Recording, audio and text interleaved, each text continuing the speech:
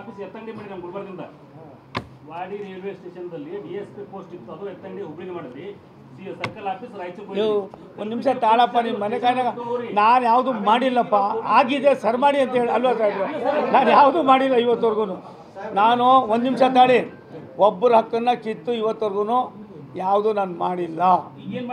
ಅದು ಆಗಿದ್ರೆ ಅದ್ರ ಅವಶ್ಯಕತೆ ಇದ್ರೆ ಮಾಡೋಣ, ಅದೇನು ದೊಡ್ಡ ಕೆಲಸ. ಅವೆಲ್ಲ ಅಡ್ಮಿನಿಸ್ಟ್ರೇಷನ್ ಮ್ಯಾಟ್ರು. ಒಂದು ನಿಮಿಷ ಅದು ಇವಾಗ ಹೇಳಿದ್ಯಲ್ಲಪ್ಪ, ತಡ್ಕೊಳ್ಳಪ್ಪ ಒಂಚೂರು. ಅನೀಶ್ ಬರ್ಕೊಡ್ರಿ, ಅದು ಬರ್ಕೊಡ್ರಿ. ನೆಕ್ಸ್ಟ್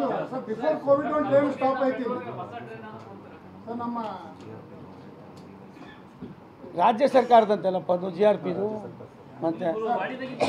ಮತ್ತೆ ಏನಯ್ಯ ನೀನು ನಮ್ಗೆ ಹಿಂಸೆ ಕೊಡ್ತೀಯಪ್ಪ ನೀನು.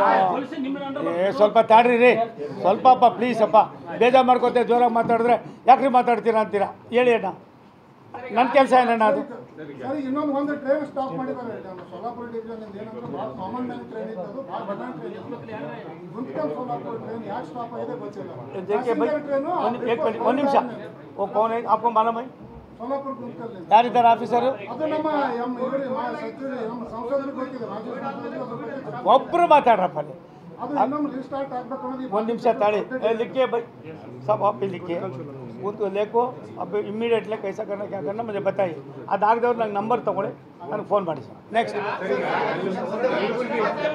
ಮಾಧ್ಯಮಗಳಿಗೆ ಕೋವಿಡ್ಗಿಂತ ಮುಂಚೆ